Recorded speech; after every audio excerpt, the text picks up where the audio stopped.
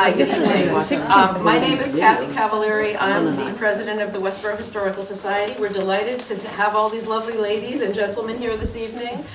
Very happy to come out for this program. We don't often open up the house, so we are excited to open up the house. And just for your perusal before you leave, we do have some items from our collection I want to just make you aware of.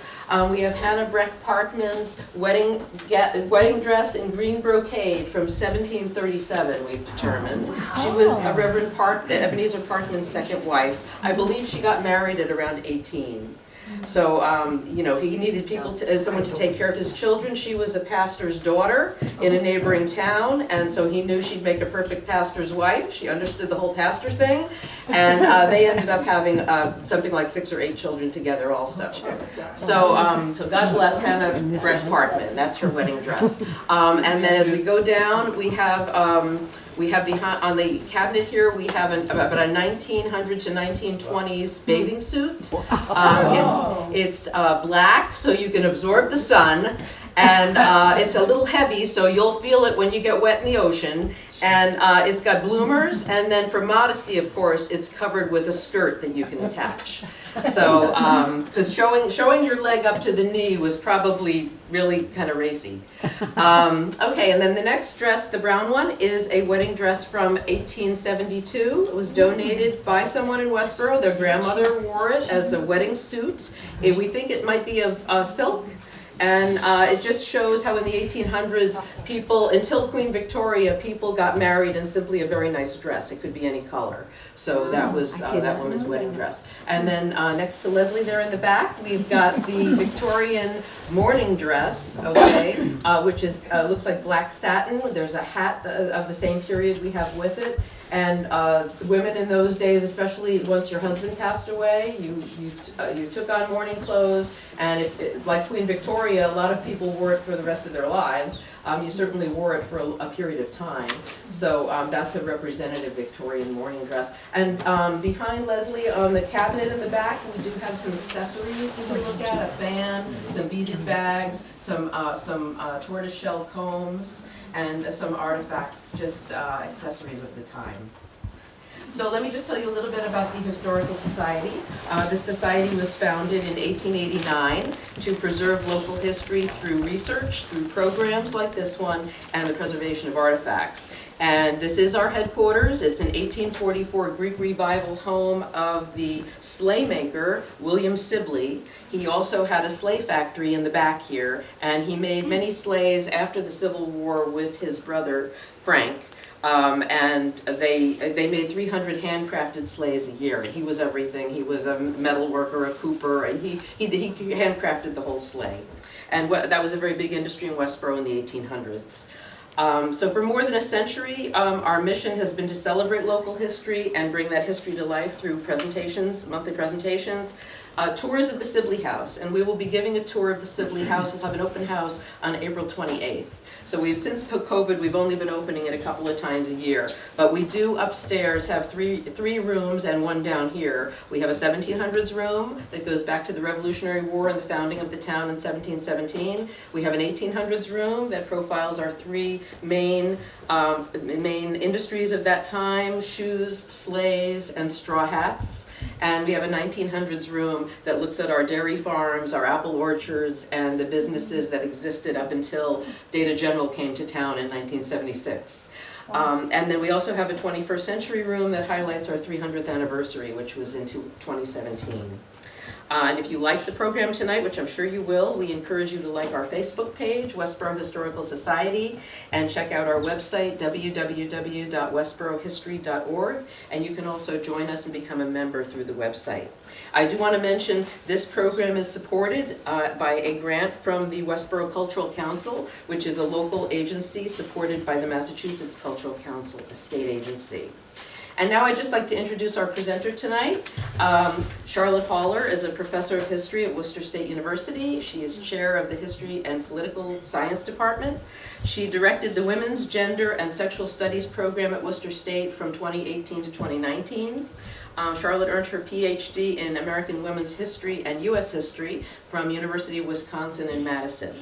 Her research and teaching interests include gender and food politics, the history of sexuality, and race and slavery in the United States. And most recently, what attracted us to do this program, she was the guest curator and lead historian for the Pretty Powerful exhibit on voting and fashion that was at the Worcester Historical Museum, exhibited in 2022. And a group of us from this organization went to that and really enjoyed it.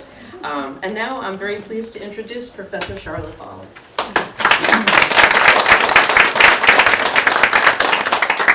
Thank you so much, and thank you for having me here and for all of you coming out. It's such a nice energy in the room, and I can see people have gotten dressed up in their historic clothes, and I'm just very excited to talk with you, but also hear a little bit from you as well about how clothing has a meaning in your life, the way that clothes reflect your own personal histories as well. So Kathy did a lovely job of introducing myself, so I'll skip through those slides pretty quickly. One of the things that was really challenging about the Pretty Powerful exhibit is that it was being done at the height of COVID. And so it's such a nice honor to have that experience extended and with a large group of people in person to talk about these clothes. Tonight, I'm going to be focusing in on some of my favorite outfits from the exhibit. If you went to the exhibit, you might remember them. If you didn't, you get a chance to sort of see them for the first time. And I have three big themes that I want to talk about tonight. One is work and the way that clothes reflect the work that we do. The other is identity and how clothes can reflect our identities in lots of different ways. And then finally, politics and how clothes can be a reflection of our politics. Before I get into those specifics, though, I want to talk just a little bit about what it means to use clothing as kind of a primary source or a document on the past. And one of the things that I think is really wonderful, and thank you for having these displayed in the room, when you see an outfit, I feel like history comes to life in a way that it doesn't with other kinds of documents. You can imagine the person who wore that and how they might have felt wearing it, and did they like it, or did they feel like itchy and soggy and weighed down, or did they feel liberated? And so there's a way in which I think clothing really helps us inhabit the past in the ways that other documents might not. Not to pick on you, but as soon as I saw your outfit with the Duran Duran sweatshirt, like I was transported back into high school. In the ways in which you have just said, like, oh, I like Duran Duran, and I'd be like, yeah, me too, you know. But clothing has that power because it's so intimate and tactile to help us understand the past in a kind of in a three-dimensional way. So as we look at the clothing around here, as maybe you look around at the clothing that your fellow attendees are wearing this evening, I encourage you to kind of come at it with a spirit of curiosity and imagination. So be curious about not just who wore the outfit, but who made the outfit. Use your imagination to think about what that might have meant to the person wearing that outfit. And part of what I want to talk about tonight is sometimes that can be surprising. Like who wore that, how it made them feel. That is not always immediately apparent. So use your imagination and then also do some digging. There's lots of, technical fashion details that sometimes people can get intimidated by. I urge you to, if you're good at that, do it. But if you don't know all the terms, use your eyes to sort of look at the details. Does this look like a dress that was hard to make? Does it involve a lot of skill? Was it made for an individual person and all the idiosyncrasies of their bodies, or was it mass produced? And then your body had to fit into all the idiosyncrasies of what was being mass produced.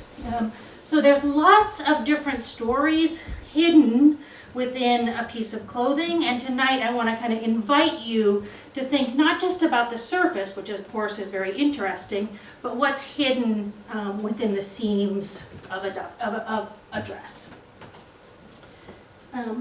These two dresses here are kind of interesting in that regard.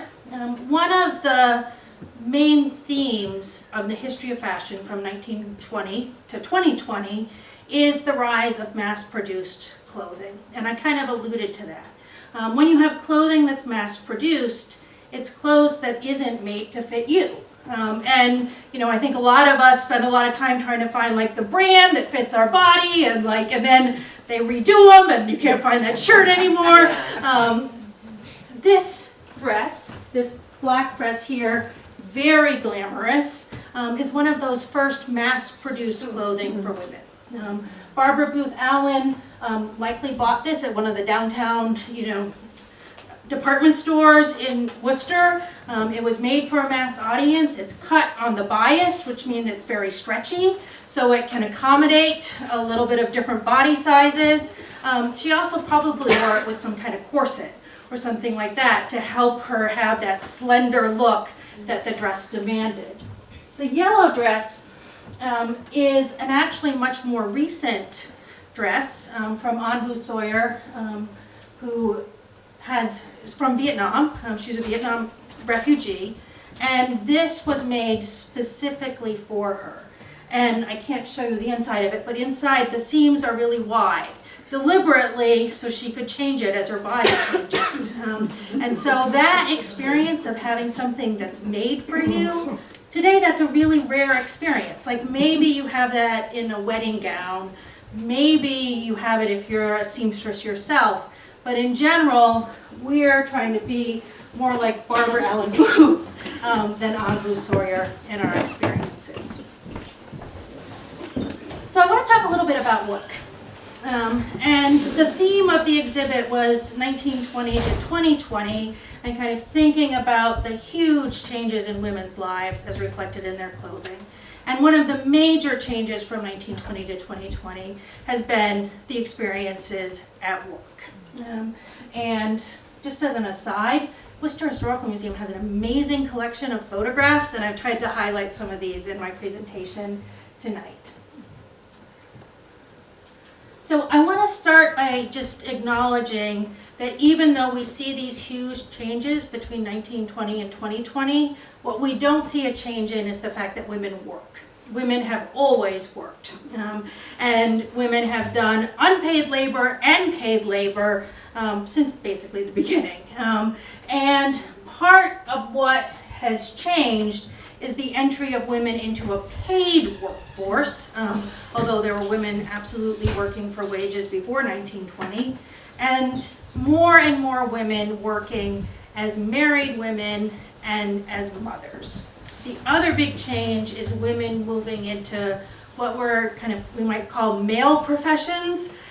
So more elite women becoming lawyers and going to law school, becoming doctors, that kind of stuff. So what does that look like in clothes?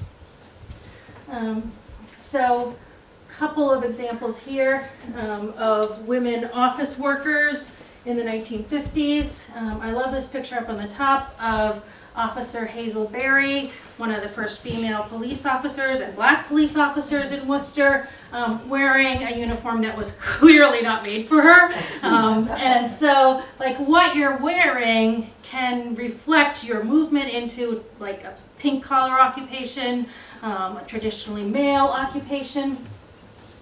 Work is reflected in the clothes that you wear, but also I think it's important to remember that the clothes we wear reflect someone else's work, unless we made them ourselves. And who is doing the work of making those clothes. So I want to share with you a couple of examples, and then kind of maybe invite you to reflect a little bit if people feel comfortable sharing with the larger group. So this is one of the oldest dresses from the exhibit. It's from 1915. It is the dress of like one of Worcester's kind of fancy families, Eleanor Goddard Daniels. One of the fun things about working on the exhibit is that you get to actually like open up the clothes and look at them. Many of them are so delicate that you can't like just open them up to the general population to do that. This dress was unbelievable. Like, I would think there was like 500 hooks and eyes that all needed to be put together to make this dress work. It is not your sort of traditional that you might think of, a corseted dress. Maybe some of those might be a little bit more into that, but it definitely was designed to be worn with a corset, one that sort of was about sort of slimming the whole body rather than the really white wasp waist. There is no way a woman could put this dress on herself. She would need a servant to do that work of like fastening everything, putting everything together. And the dress itself is, we know, was made by a very specific dressmaker, Anna Fosberg. And dressmaking, and we'll have some more examples a little bit later, has been a really important job, especially for immigrant women, to come in and use their skills to make money to take care of their families. So this dress to me encapsulates that sort of twin story. There's the story of Eleanor Goddard Daniels, and then there's also the story of Anna Fosberg behind that dress. And the unnamed servant who helped Eleanor Goddard Daniels get into that dress when she decided to wear it. Another outfit from the exhibit, and this is just a great story, I love it, is Marion Schelleberger's outfit that she wore volunteering for the Red Cross during World War II. And her job was being what was called a donut dolly. So it was basically like a refitted bus designed to follow the troops and kind of boost morale, have donuts, coffee, cigarettes, candy for them. What I think is so interesting about this outfit and about this experience is, you know, we think of World War II and soldiers being at the front lines, and of course they were. And Marion Schelleberger was not on the front lines at the day of the battle, but 2 days later she was there. Giving out donuts and coffee, and there's this wonderful map that shows where she was, and it's basically following the troop movements throughout Europe. So we think of the experience of war during World War II as really a male experience, and maybe some women were there. You know, as nurses, women are important on the home front, but it's a really important reminder that women were there in the military experiences as well.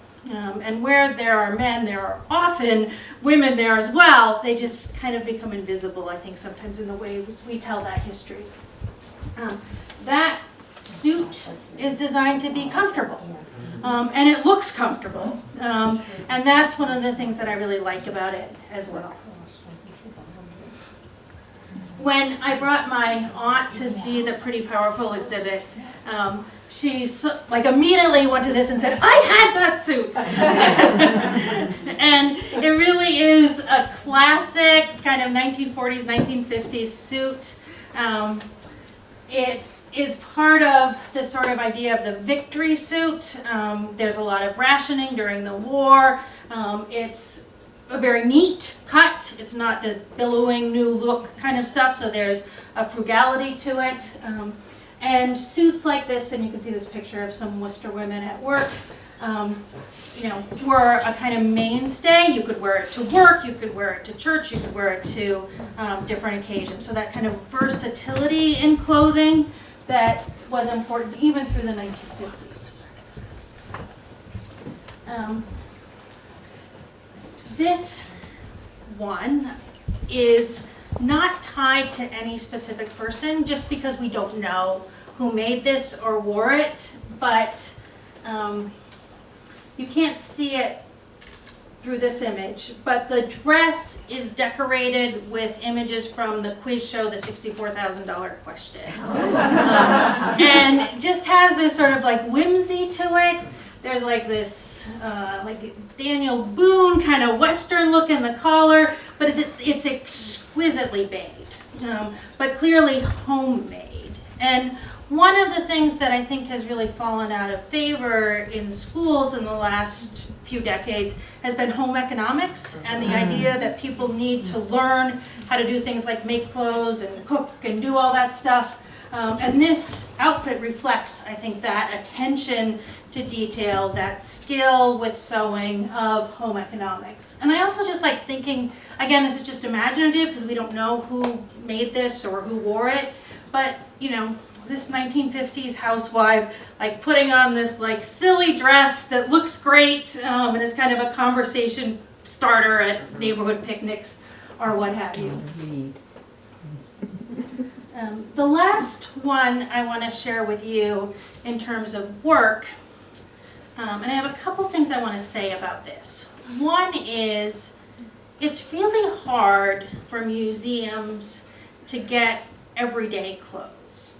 One, we don't think they're important. Two, they often like get weird stains, or you know, like we wear them so they get worn out.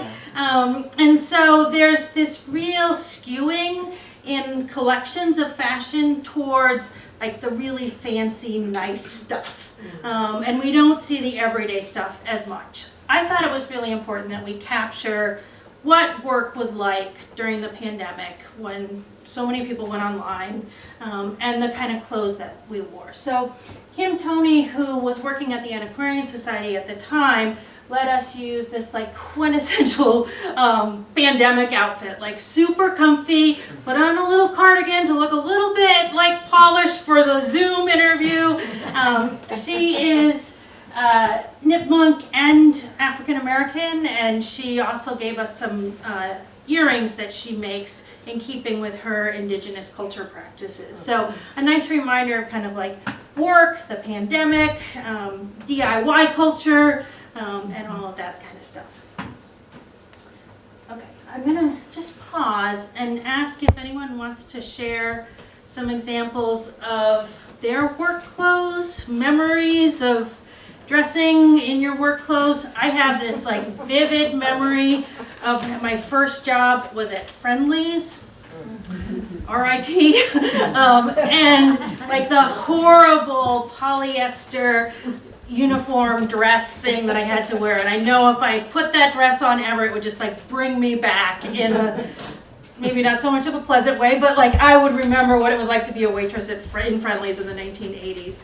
Anyone else want to talk about their, yeah? Yeah, I would just say I started working in 1978, and I worked in business, and all through the 80s till about 84, 85, it was all about padded shoulders. And the padding. It's so funny, even today I go to my closet and now I'm clipping out the pads, but my daughter-in-law tells me it's coming back. Yeah. You know, but it's almost like 40-year cycles, because the 1940s I think had padded shoulders, but the 1980s were all about that. You know, women were getting into responsible positions, they wanted to project power. And I had jackets, I still have jackets from the 80s, and that, you know, with the padded shoulders, giving you a sense of, you know, I'm somebody to have to deal with. You know, I need respect and pay attention to me. So yeah, and I also remember the ties, the bow ties that were bows. That you look at it now and you laugh, but boy, that was the power outfit of the 80s. Yeah, love it. Yeah, the power suit of the 80s. The ways in which women feel the need to dress like men, whatever that means, as a way to kind of exhibit power. You described that beautifully. Thank you.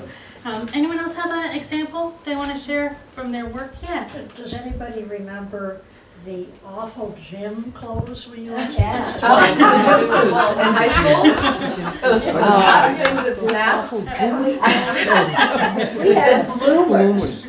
Now, I grew up, I guess, a kid after World War II, and things were very tight. And I lived in Michigan, and I met somebody who lived here who really is about the same time frame. We had the same experiences because things were really tight. We were farm people, and when it was a certain time where you took the grain and whatnot, the flour sacks were what was used to make our school dresses. Wow. And like my mother would say to my father, now get 3 things that are just alike, and maybe in the blue shades or something, but I would have, that would be my school clothes, and it was the norm. And it was, we just used everything. I love that example, and I love how it like crossed state lines, so that like Yeah, you would, I it would be a understand. shared experience of young girls across the United States. That kind of gave some solidarity and unity. Thank you. My mother had a fur coat, and she was born in about 1900. Anyway, it was down to the ankles initially like that. And every year she had more and more cut off. Eventually it became a jacket. Yeah, the fur coats are so interesting because, and you've probably got a chance to wear it, maybe in secret, your mother's fur coat. I don't know, has anyone ever worn a fur coat? Oh, yes, a Persian lamb and mink. You know, I mean, with mink collars and then a mink stole. My mother had a mink stole. Yeah, so, you know, politically, right, this movement starts in the 80s to sort of, you know, attack fur and the cruelty behind it and things like that. And you almost never see anyone wearing fur anymore. And Chris has But an to example. wear, yeah, they're so amazing to wear. Like, Yes, you yes, just like feel warm and cool in it. Oh, that's her granddaughter's gonna This try is it my on. granddaughter's Wow, a full-length mink coat. That was a status symbol of the 1960s. Yeah, And I think this way in, I think it's the 60s. 1960s? yeah, I know. The 60s, I remember the minks. I mean, the average person or the middle class person had a mink stole. But if you know, had a few bucks, you were lucky enough to get a full-length mink, or if your husband got a big promotion. That would be, you know, boy, what a reward that would be. And now, you don't wear them because you have paint thrown at them. Yeah. So Right. basically, Yes, they're we don't want to be just selling doing minks it. anymore. So, if anybody knows, Persian lambs rolling. keep going. Thank you. So I want to talk a little bit about clothing and identity and the ways in which how we dress signals who we are in lots of different ways. And I want to just show you a few examples. That image over there is Stephen Dorado, who's a Worcester photographer, did an amazing collection of photographs in the Worcester Galleria. It just got featured in the New Yorker magazine. It's a really lovely collection. And that image is from Worcester Airport, which is the most glamorous I've ever seen Worcester Airport. Wow.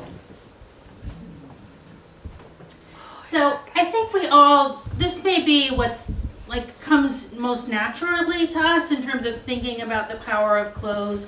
We all, I think, can very easily think about the ways that like special clothes mark special events, whether it's a wedding gown or first communion, whether it's, you know, like first day of school, so like big to small events. But there are also, I think, as you know, like ways to demonstrate ethnic identity, religious views.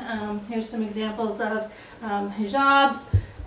And also can be like just a reflection of who you are as a person. Are you stylish? Do you care about the latest fashions? What's your favorite color? So lots of different ways in which we might use clothes to express who we are and how we want the world to perceive us.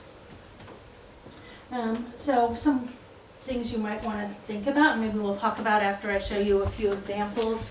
You know, have you ever had clothes that meant something to you personally, but you felt like wasn't interpreted in that way? So I think in some ways, when Muslims are attacked for the clothing that they wear, that can be an example of that. Like you're wearing it as an expression of religious belief, people are viewing that as like a sign you're disloyal to the United States or something like that. Clothes that you own that you would never throw away or donate, and why that is. Like sometimes we just keep clothes even though they don't fit us or we don't even like them on ourselves, but there's something about them that makes you not want to get rid of them. So this dress is one of my favorites from the exhibit. It's a 1920s flapper dress. It is beaded and gorgeous. And I don't know if any of you have had, maybe some of you who work with the Westborough Historical Society have had this experience. But when you're working with artifacts, you don't always get the full story at the beginning. Like you get a piece of it and then you like do a little digging and you find some more information. And this is what happened with this dress. So we're working together to figure out what's going to be in the museum. And I'm like, yeah, no, you have to have a flapper dress. It reflects, you know, like young people and a sense of style and a new sexual freedom. And it does do all of those things. But it was not owned by a young woman, it was owned by a 52-year-old woman whose kids had finally gotten through college and she went on a European tour and got this dress for herself. So it just is like this wonderful reminder that even as society makes these definitions about who wears what clothes, they're just clothes. Like, you can wear them. It's not there's no like steadfast rule that says no 50-year-old women can wear flapper dresses in the 1920s. So it's also one of the very first acquisitions of the Worcester Historical Museum's costume collection. So it's really special in a lot of different ways. Another fabulous dress, all gold sequins, with an amazing story behind it. So this represents, again, immigrant women going into dressmaking as a way to find a financial stability in the world. These two women had kind of this like Hollywood story. During World War II, they were both Jewish, and one was in Poland, one was in Germany. Those of you who know anything about World War II and the Holocaust know that Poland in particular was not a good place to be if you were Jewish. Fela Herman pretended that she was not Jewish, managed to escape down to Australia, and while she was in Poland was like a servant in this Nazi general's household, escaped to Australia after the war, learned to become a dressmaker. Her cousin was in Worcester. Somehow they both end up in Worcester, run this dressmaking shop, and this is one of the dresses that she wore. So just the story behind that. Again, when I look at this like very, hip, fun 1960s dress, I don't start thinking about like refugees and the Holocaust and all of the stories that go behind how this woman got to Worcester and how she became a dressmaker. Another example of the ways in which immigrant women use dressmaking as a way to start small businesses. As a professor at Worcester State, one of my favorite parts about commencement is our Ghanaian students and their families just get all decked out for graduation. And this is a creation of a local dressmaker, Effie Dankwa. I don't know if you can quite see, but this was to celebrate her wedding anniversary. She made a matching suit for her husband, all in the orange cloth. One of the fun things in the exhibit, you only have a certain amount of space. And so there was this other dress that I thought was fabulous, but the like silhouette of it was so big that if we used that one, we'd have to cut like 3 other dresses. So we had to pick one that would have a little bit kind of smaller profile.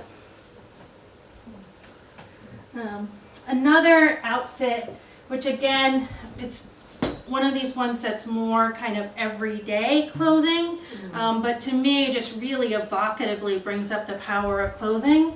So this is a local transgender activist, Jordan Evans, and she contributed this outfit, and each piece is just like so filled with meaning. She has a necklace that means a lot to her. The blouse came from her mother. One of the things I learned at the exhibit, I had this whole plan for all these shoes that would go along with each dress, like the 80s power suit. I wanted to get running shoes because as my memory is like all these women dressed to the nines but wearing running shoes because you had to walk so much. And then I found out that it's really hard to put shoes on mannequins, and so we didn't get to do it. So Jordan Evans had a pair of Doc Martens that she also wanted to include that kind of showed her connection to other transgender activists. So again, like thinking about the power of clothing for transgender women, wearing women's clothes for the first time or not the first time, has that power to kind of truly express who you are to the outside world. Question. Yes. Lady there is dressed in slacks. When did the slacks come in? What period? Because that's taken over man's clothing, and Yeah. which women never did in the early days. Yeah, so if you remember remember the 1940s outfit is slacks. Yeah. So it's in the 1950s, and maybe other people could speak to this, that women start wearing pants, but there were often rules. Like maybe you wear pants outside of school, but you can't. Girls have to wear dresses or skirts to school.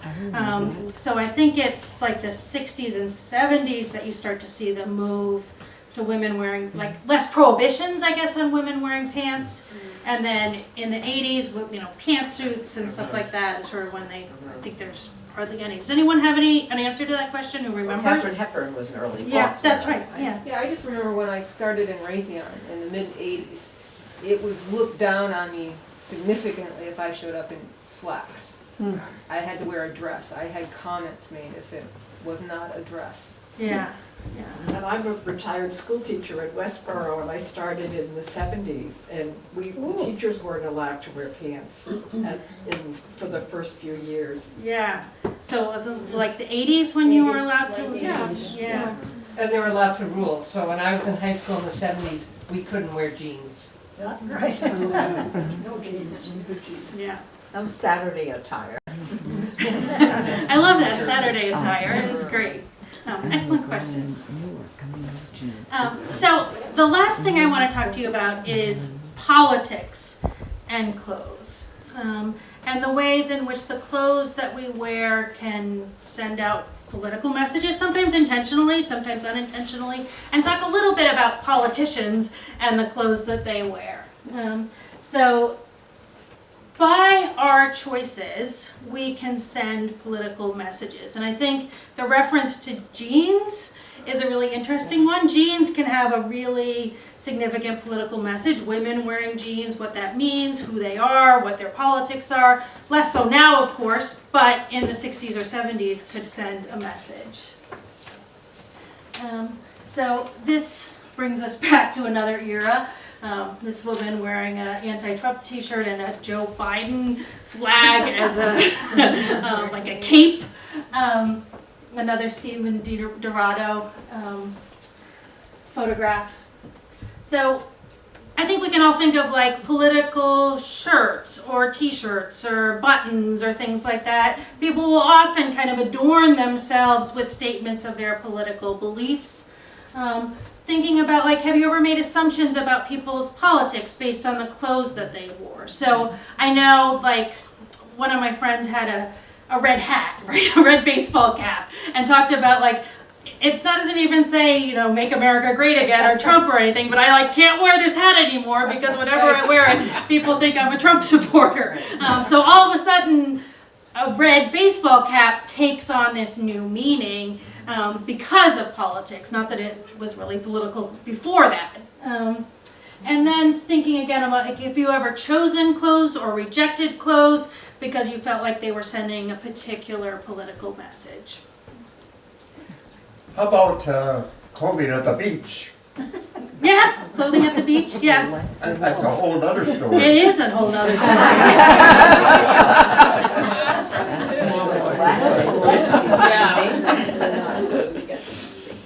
So I want to give you a couple things to think about in terms of women and politics and clothing. So for the pretty powerful exhibit, 1920 is the starting point because it's when you have the 19th Amendment to the US Constitution, which removes discrimination on the basis of sex when it comes to voting.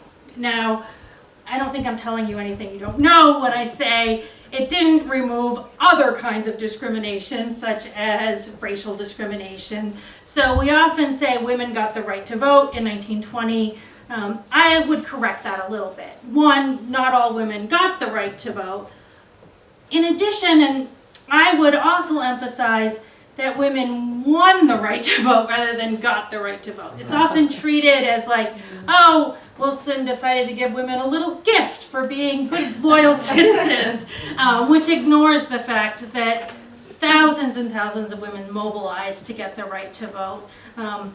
Picketed the White House, went on hunger strikes, did all kinds of mobilizing in order to effect this huge change in American politics. Since 1920, women have been entering the political realm more and more, although certainly we are not at a state of equality at this point, if equal would mean 50-50. And so the clothes that women wear to express politics are sometimes, I think, a little bit more conservative because of the lack of changes that have been fully effected. So this is a 1920 outfit that a woman might have worn to the polls when she voted in Worcester for the first time. What I want to talk about, though, is the woman who made that outfit. So in 1920 in Massachusetts, there were literacy requirements for voting.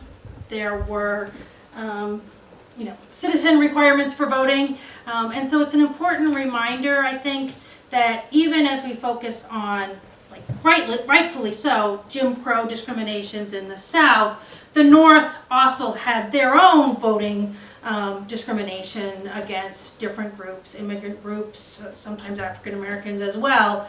It wasn't just a Southern thing. So there was a push in all sorts of arenas to gain more voting rights for women after 1920.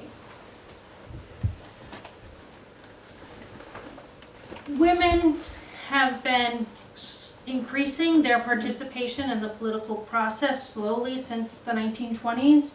It's not until 1980 that women's voter turnout matches men's, and today women actually vote in larger numbers than men do. And I love this image from 1953 of all these women with their strollers casting their votes in a temporary voting place.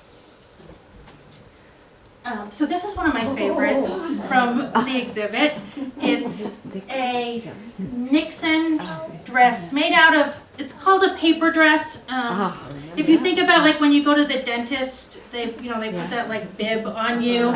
It's more like that kind of paper, so it's not gonna rip immediately, but it's not designed to be durable through multiple wearings. These paper dresses were a kind of fad of the 1960s. There were lots of different ones being made. Andy Warhol had some paper dresses. You could get, like, candy bar paper dresses, and also political candidates. I had the yellow pages. Oh, you I did? had a paper dress, it was made from the yellow pages. Oh, that's fantastic. Do you still have it? No, No, yeah. sadly. I think So- I have the yellow page dress. In 1968, actually, I think all of the political candidates had paper dresses to celebrate their campaigns.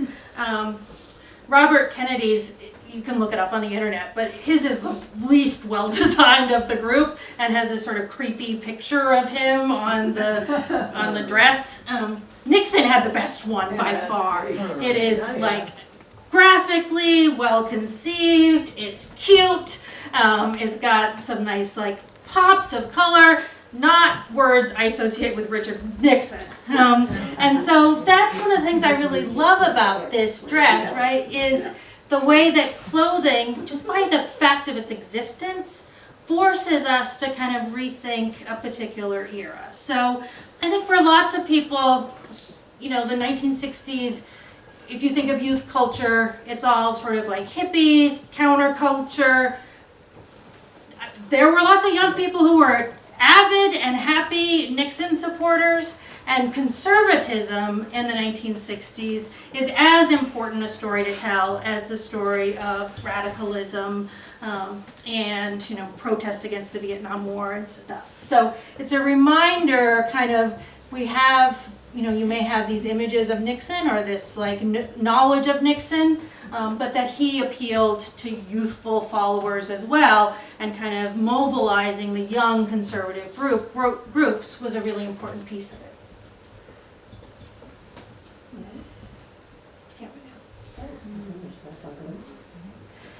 I just want to, one of the, like, cool things that the exhibit was able to do was get Michelle Obama dress. And I want to just use that, though, as a segue to thinking about politicians and the clothes that they wear. When we think about women in Washington, for a long time, the only representation was that gowns of the first ladies in the Smithsonian, which I went to and loved. But like the power that first ladies have is so constrained and so limited. Not that fashion is constraining or limiting on it in itself, but if that's kind of the main way that you express power, that is a limiting thing. Michelle Obama, when she was First Lady, tried, I think, to do some interesting things with that power by showcasing different designers and doing things like that. Jackie Kennedy, did similar things. So thinking about the clothes that First Ladies wear, what they mean, that kind of cultural power, is one way to think about the power of clothes. Oops. Another way that politicians' outfits kind of speaks to the power of history is, I don't know if any of you remember this, but the women in Congress will often all dress in white to reflect a link back to the suffrage movement. The suffragists also consciously wore white because photography was black and white, and they knew that that would be kind of attention grabbing and look fabulous on camera. And so there's this really nice kind of link to the activism in the past through the wearing of white. And this is Harriet Chandler, who's in the Massachusetts Senate, and her white pantsuit that she wore when she signed, it's called the Nasty Act. It was an act overturning some of the older anti-abortion statutes that were on the books and hadn't been repealed because Roe versus Wade was passed, and so it seemed like, no need to bother with that. When Harriet Chandler came to the exhibit, it's not in that image because it was the day before it opened, she also gave us this pin that she wore that was a remembrance of the women such as Alice Paul, who were imprisoned and went on hunger strike to get the right to vote. So the clothes you wear can show, like, who do you remember? Who do you celebrate? What do you draw your inspiration from? So just a little reminder, there's been some movement. There didn't used to be any senators that were women. There didn't used to be any congresswomen. But we're still like at the 25% range when it comes to Congress. The first female vice president wasn't sworn in until 2021. I would say we still have a ways to go. I'll go back to here. But there's a local connection to Kamala Harris, so I'll just close with that and then invite you to speak about your experiences with clothing or ask any questions. So Suzanne Pond is the president of design for Kinro's Cashmere and designed this jacket that Kamala Harris was wearing shortly after she had won the vice presidency. And there's a picture of her down in DC. And so I like the jacket, but I also like the fact that she's getting a t-shirt that says Madam Vice President as well. So that's what I want to share with you in a formal way. I would love to hear from you about if people want to share some of their clothing, maybe clothes that they chose to wear today that have some meaning. I'm also happy to take any questions. I guess I would start by, does anyone, a lot of you looks like you took some effort to get dressed today. Does anyone want to talk about what they're wearing, why they chose it? Go ahead.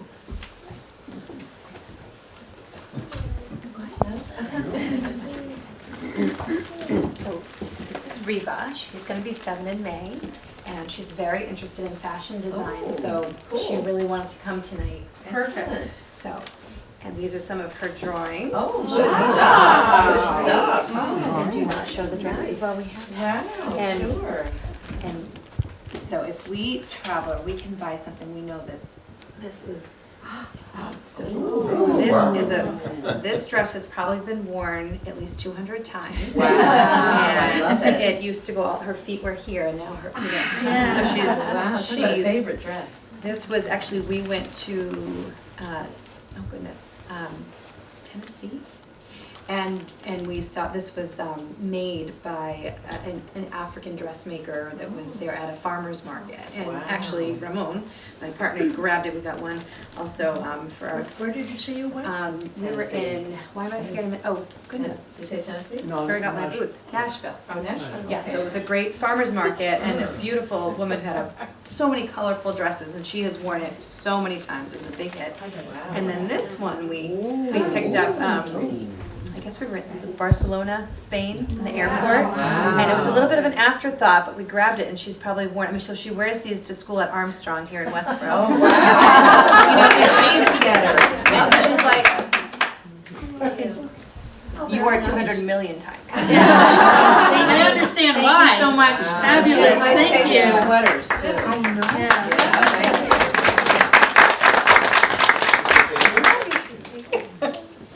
Oh, I know we can't top that. Yeah. But anyway. Yeah. I'm interested in this jacket, and I was just, this comes from Hong Kong when it was part of a British colony. And I've always loved it, wear to formal occasions and things. And I just noticed how alike it is to the green brocade. From the pattern. Yeah. Because that may have been imported from China. Yes, it's quite amazing. Yeah, this is probably, what, 300 years before this one? Wow. And yet they're similar in weight. And I hadn't really thought about who made this before. And it was someone in China, I think. And maybe, you know, under duress, I hope not. But the fact that they're similar. And my granddaughter, Skylar, is also wearing something. Come on up, Skylar. Yeah, well, that's pretty. And this is, want to come up this way? Let everyone see you. This belonged to my godmother, and I think it's, could you tell anything about it? I think it's from the 40s. Wow, beaded. It's gorgeous. Wow. So it's all hand-sewn, I guess, as far as all the pearls that had to be sewn on it. Wow, looks great. But I think it looks good on Skylar. There may be a large I may never wear it again. Let's talk about what I'm wearing. Yeah, please do. I think I got this at a thrift shop because I love to shop at thrift shops. So this to me is a 1960s hippie kind of dress, cotton, imported from India with a beautiful pattern. And this is the kind of stuff people were wearing when I was in elementary school. You know, I'm trying to think, I was in 3rd grade in 1964.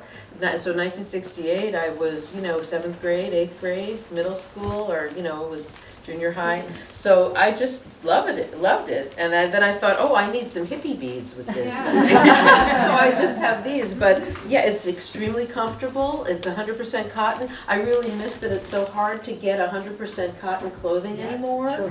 And this just has a wonderful feel to it. It keeps you cool in the summer, and it's what I wanted to wear tonight. So I brought 2 things. Pardon my black sleeves, but it's just too cold to go with a sleeveless dress. I needed something for an artsy kind of event, so I wanted an artsy kind of dress. And I had seen this online from Next Stage Associates. They help people downsize, and so the woman who was giving up her big house had sewed all her life, and they had all these clothes that this woman had made. So I honestly, that's about all the provenance I know, but my mom was a very prolific sewer, and so I recognize the stitching and the buttons, and there's a lot of workmanship in this very simple style. But the other thing is you can kind of date it because it has words on it. And that was really popular right around 1960. And this says Brazil for some reason. And then it also says 2 bedrooms, like it's a rental listing or something. But I loved it, and it was just really fun to have something different. And when I arrived at the event, the art teacher from Southborough came over to me and she said, "I love your dress. Where did you get that?"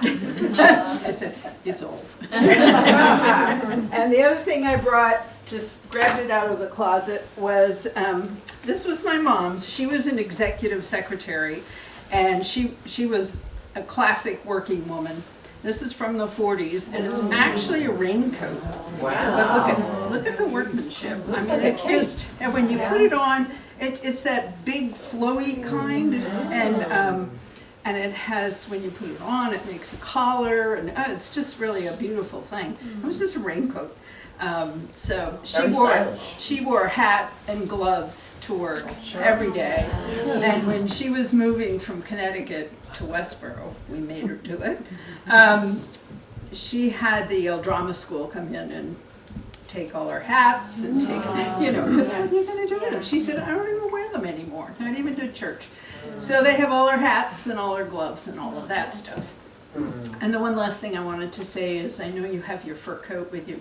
I had furs, grandmother, mother, and none of the girls in the family said, oh, no, we would never wear them. And so I found this place called Rascal Rescue, and they make fur sacks for babies, animals that they are rescuing and saving. And so they use fur, as long as it doesn't have a lot of mothballs, and to make sacks. So the minks and all that stuff went off to Minnesota to become rescues. So you can do that too. You just Google around, you'll find plenty of agencies. That's great, because. Well, the one I went with was Rascal Rescue, but there's, that was maybe 10 years ago, so I'm sure there's plenty of other organizations. Unfortunately, I tried Tufts, and Tufts does not take them anymore. Right. So, but perhaps there is a Rascal Rescue someplace that. Yeah, I'm sure there are. You just have to rummage around and see what you can find online. So, thank you all for coming. It's great.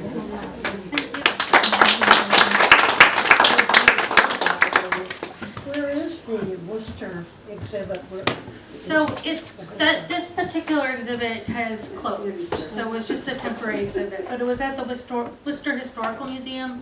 30 Elm Street. Where is that? 30 Elm Street in Worcester. Yeah, they have an incredible history of Worcester, all the manufacturing stuff, the Weetabix, how the nurse plow is. They have a nurse plow from our nurse farm. They have the entire industrial history of Worcester, the rockets of Goddard. It's really a place worth checking out. Worcester has an incredible history. Who's the executive director? Bill Wallace. Oh, I know him. Yeah. Anyone else? Yeah, Come on. Okay. so I would like to share with you a couple of, 3 pair of. There's a reason why I stood over here. I own an antique shop in town, and obviously I receive a lot of visits from, people who live in town, and especially they're selling stuff from their relatives who are no longer with them. And so this gentleman, he sold me a dozen pair of gloves of his mother, who died like probably 20 years ago. Wow. So he himself in his 80s, so I suppose those gloves, I just brought 3 a pair. So probably from 50s, 60s, like looking at them.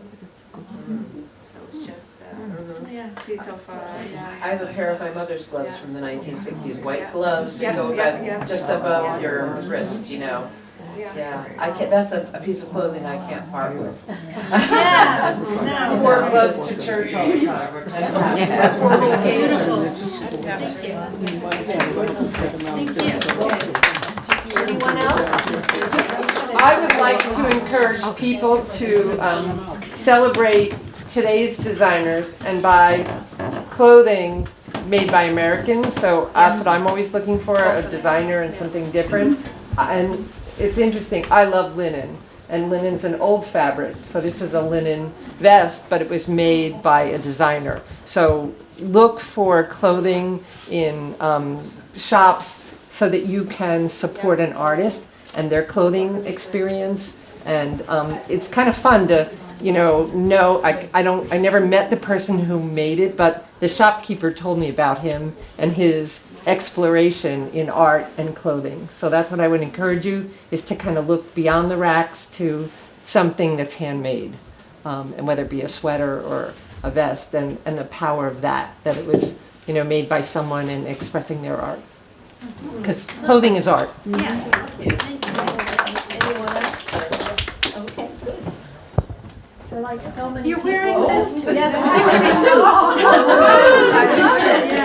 She's got the So, suit like on. so many people, I went crazy online shopping during COVID, and I found myself looking for clothes that I could actually wear to the office, right? So I'm an attorney, so it's not always easy to find vintage clothing that you can put on and just wear as an attorney, as your sort of costume, I guess. This one fit the bill, and it's made by a designer. She was from Norway, and she and her husband opened a shop in, I want to say it's 1949 in Montreal.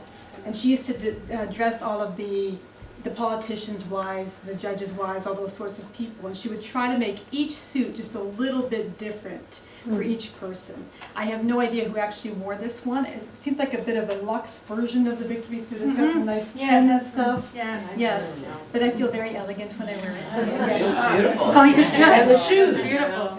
Oh, yes. The shoes And I match. add a little, yeah. Oh, my The stockings not so much. Yeah, right? it draws attention though. Come on. Excellent. Oh, thank you.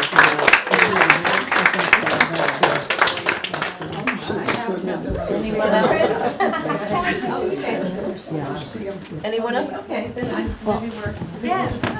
Well, thank you so much to Professor Haller. My pleasure, thank you all. And I just want to mention, you're certainly welcome to stay for a little bit and look at our exhibit here. We will be opening the house on April 28th. That's the last Sunday of the month from 1 to 4. Please come back and tour our collection. We'll have docents giving tours that day. Our next official program is going to be May 6th at the library. That's a Monday night. It's called You Can Write a Book. And we're going to have published authors from Westborough describe their publishing adventure. So it's their experiences on writing and getting their books published. And that's co-sponsored with the Westborough Public Library. So, so we'll be publicizing those programs. But thank you so much for coming tonight. This is wonderful. And feel free to linger. Yes, a question? Not just a question, but there are people here who are not only interested in fashion, but in sort of the wider world of costume. There is a New England chapter of the International Costumers Guild called Northern Lights Costumers Guild, and we meet monthly on Zoom. We haven't quite gotten back to meeting in person, but if that's something that you might be interested in, the website is NOEL, as in Costumers Guild.org, or if you look up Northern Lights Costumers Guild, in pretty much any browser, we'll be in like the first one or two, the first couple results. Okay. Thank you. Thank you. So again, thank you for coming and feel free to linger and look at our little exhibit if you care to. Thank you very much.